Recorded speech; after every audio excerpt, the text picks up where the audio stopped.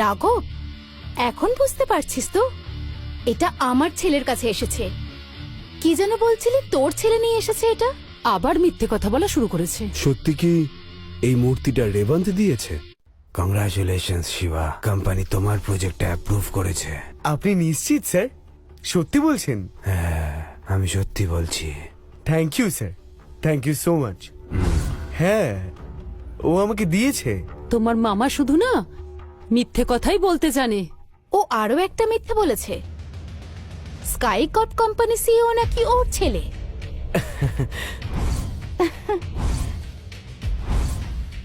Sky curves কোম্পানির CEO ওর ছেলে? রাঘব, তোর কারণে কতটা সমস্যা হচ্ছে বুঝতে পারছিস তো? তোমাদের কি কোনো বুদ্ধি নেই? এটা পৃথিবীর অন্যতম সেরা সংগ্রহ, তাই এটা তো রেভান স্যারের কাছেই থাকবে। তুই যা বলেছিস একদম ঠিক কথা। তাহলে আমি ঠিক বলেছিলাম তো? কি বলতে চাইছো তুমি? দিদা, আমার পড়া প্রায় শেষ। আমি একটা বড় স্টার হোটেলে কাজ পেয়েছি, ওখানে যোগ দিতে যাচ্ছি, তাই এই উপহারটা আমাকে দিয়েছেন উনি। রঘু, তুমি রেভান্স স্যারের কোম্পানি জয়েন করতে যাচ্ছ। মেঘনা, তোমার ছেলেকে দেখে সত্যি ভালো লাগছে। ওরা কি আমার ছেলেদের কথা বলছে? এইগুলো না আমার ছেলের পরিশ্রমের ফল। অল দ্য বেস্ট রাঘব, খুব ভালো। তোমাকে কিন্তু সত্যি ভালো কিছু করতে হবে। ধন্যবাদ তোমাকে। রাঘব, দেখলে তো, এটা তোমার বলা আর একটা মিথ্যে। এইভাবে আর কত মিথ্যে বলবে তুমি? তোমার কি লজ্জাও করে না? এটা কি তোমাকে প্রেম কোম্পানি থেকে দিয়েছে? হ্যাঁ, ওটা কত বড় কোম্পানি তুমি জানো? সেটা কি করে ও জানবে? এখন দেখো, বলবে যে এই কোম্পানির মালিক ওর ছেলে।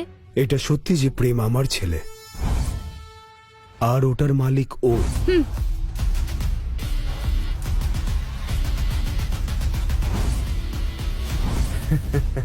মামা, মাথা খারাপ হয়েছে তোমার? আসলে তুমি ওকে না খুব হিংসে করো, সেটা এবারে স্বীকার করে নাও। সত্যিটা বলে এখান থেকে চলে যা না। হ্যাঁ, সত্যিটা বলো আর এখান থেকে চলে যাও।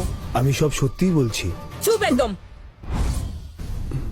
মা, মেরে ফেলবো। যদি তোমার জন্য আমার নাতের কিছু হয় তাহলে শেষ করে দেবো তোমায়। স্নেহা, একটু শান্ত হও। কে এনেছিল ওষুধটা তোমার জন্য? এই ওষুধটা তো তোমার বসের তৈরি করা ওষুধ, তাই না শ্রুতি? হ্যাঁ মা, এটা আমার বসের তৈরি করা এই ওষুধ। কি বলছো তুমি শ্রুতি? হ্যাঁ মা, এটা আমি যেখানে ইন্টার্নশিপ করি সেখানকার বস বানিয়েছেন। আসলে এটা বিশ্বের সবচেয়ে বড় ল্যাব রিসার্চ সেন্টার, আর ওনার নাম মিস্টার অশোক, এবং সেই ল্যাবের নাম ডাভার্ন ল্যাব। শ্রুতি, কি বলছো? তুমি কি চাকরি পেতে চলেছো? কি? ডাভার্ন ল্যাব? সেটা তো বিশ্বের সেরা ল্যাব। আমি শুনেছি ওটাকে নাকি প্যালেস অফ মেডিসিন বলা হয়। কংগ্রাচুলেশনস শ্রুতি, তুমি বিশ্বের সেরা ল্যাব টেকনিশিয়ান। হ্যাঁ, ওটা তো অশোকেরই ল্যাব।